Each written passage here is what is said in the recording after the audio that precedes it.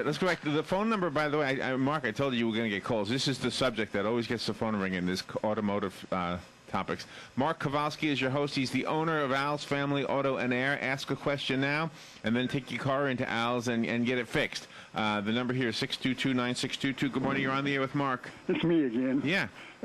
He's overlooking one advantage to the artificial oil, like Slick 50.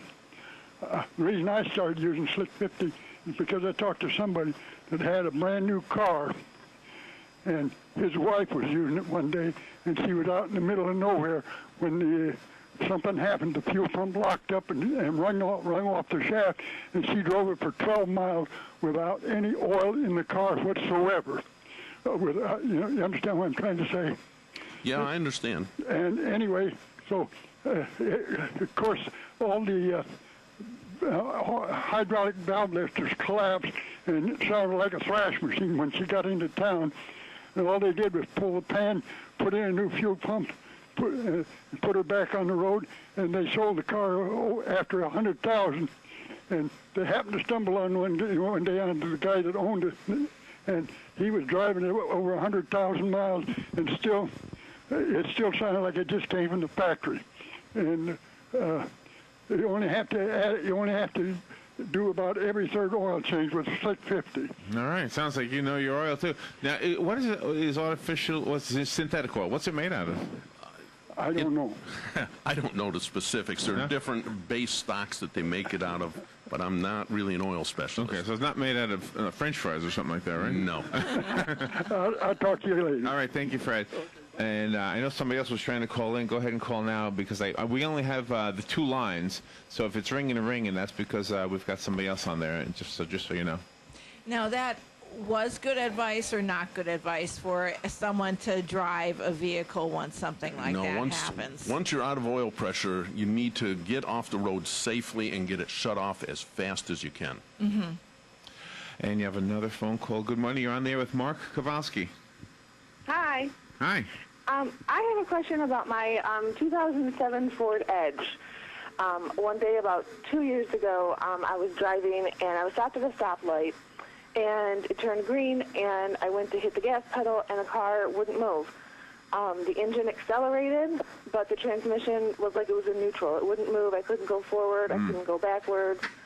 I tried turning it off, turning it back on, and I ended up having to call a tow truck and have them towed in and get it repaired. Do you know what that was? Yeah, that was a known problem on that year Edge. Being from an automatic transmission at Ford, I'm unfortunately well aware of that problem. They had a run of bad speed sensors. It's called the turbine speed sensor. It measures the input speed to the transmission. And when that sensor failed, it was reading 0. So the computer said, the shaft's not turning, I don't need to engage the transmission. So it'd sit there in neutral, just waiting for that sensor to show that the shaft was turning. How much did it cost to get that fixed? Was it expensive? Well, actually, it happened while it was still under warranty, so it didn't cost me anything. I stopped a couple of days with a rental car. But, well, that's good. Yeah, that one worked out not too bad to my detriment, but it was kind of scary. I remember thinking, how much is this going to cost? I just got the car. Yeah, that is always the big thing, and when you try to do everything according to the book so that the dealer doesn't say, well, you somehow ruined your warranty because you didn't change your oil or you didn't do something, you've really got to pay attention to that stuff. Yeah, he did give me 20 questions on, what I did, what happened when I did this, and I remember trying to think through my answers when it would be good enough for my pocketbook. But it all ended up working out fine, and the car runs fine now. Great. Well, thanks for the call. Yeah, thank you. All right. And so that was a problem that they had a lot, huh? Yeah, that particular model transmission, that was a unique sensor, was the first year of production, and something went wrong at the vendor that was making that sensor, and they got a bunch of bad sensors out in the field. And did they fix that problem? Yeah, they did. Hopefully. Mark Kovalsky, again, is your host. He's the owner of Al's Family Auto and Air, and we'll give you that phone number just a little bit. Right now, though, the number is 622-9622, and you have somebody waiting, Mark. Good morning. You're on the air. Hey, this is Bruce. Listen, I had my GMC truck changed for years at a dealer, And I drove it off after the oil was changed and found out there wasn't one drop of oil in it. And I went back to the dealer and found out that his machine, he has a 55-gallon drum of pin oil up there. And the thing comes down and measures out to your car. And I just lucky I didn't mess up my motor. And I just wondered, these dealers that got these automatic machines that load so much. That's the second time that happened. It also happened in my Buick. They put 2 quarts in it instead of 3. So I just want you to think about it. Let me know, and I'll turn this off. Thank you. All right. Well, that's pretty scary. Yeah, that's a poor practice. I hate to speak bad about somebody, but you never let a car go after changing oil without checking the dipstick. And if they put oil in it and they check the dipstick and there's nothing on the dipstick, something went wrong. Yeah. You need to find out what happened. That is crazy. You never let a car go after changing oil without looking at the dipstick. All right. And again, if you have a question about your car, no matter how small or how big, call and ask Mark right now, because we're all learning when you ask questions. Good morning. You're on the air with Mark Kovalsky. Good morning. How are you doing? Good. I have a question. The tires wearing on the front tires were worn out, and I replaced the front tires of the car, and now they're wearing just like on the inside. What does that mean? What do I have to do?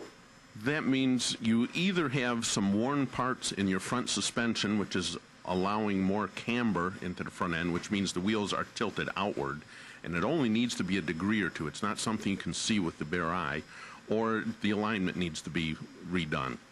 Either one, a worn part or an alignment.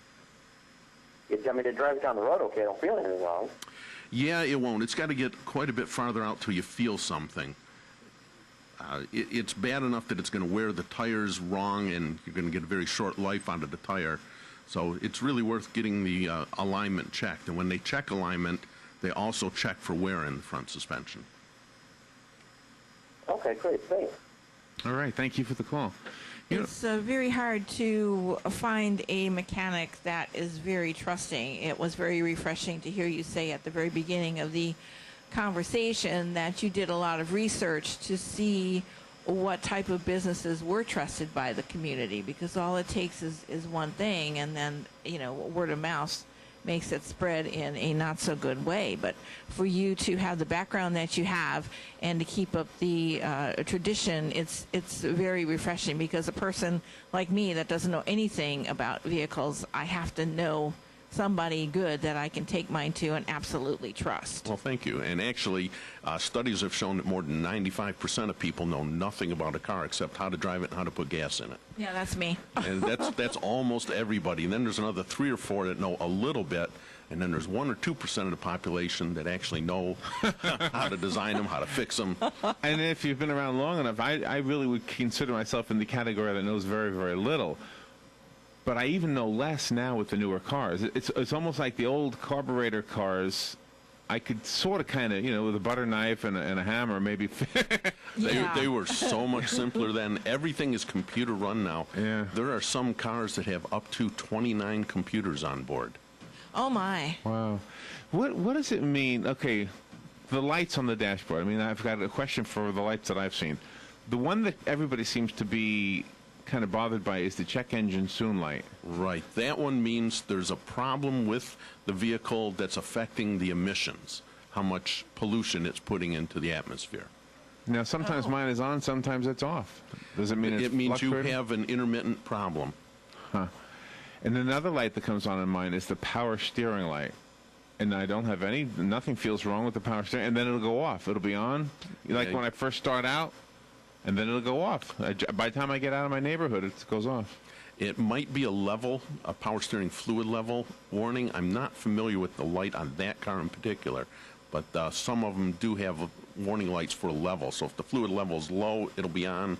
As you run it, the fluid gets warmer, it gets aerated a little, the level will come up and turn the switch off. And even when I was going to say, I've checked it, and the level is fine. Oh, I know what I was going to say. Even when I look in the little book, the manual that came with the car, it's kind of vague. It doesn't really say what the heck it does. Some of them are kind of vague. Yeah, it's especially some of the manuals that I think were originally written in another language and translated to English. Then you lose something in the translation, too.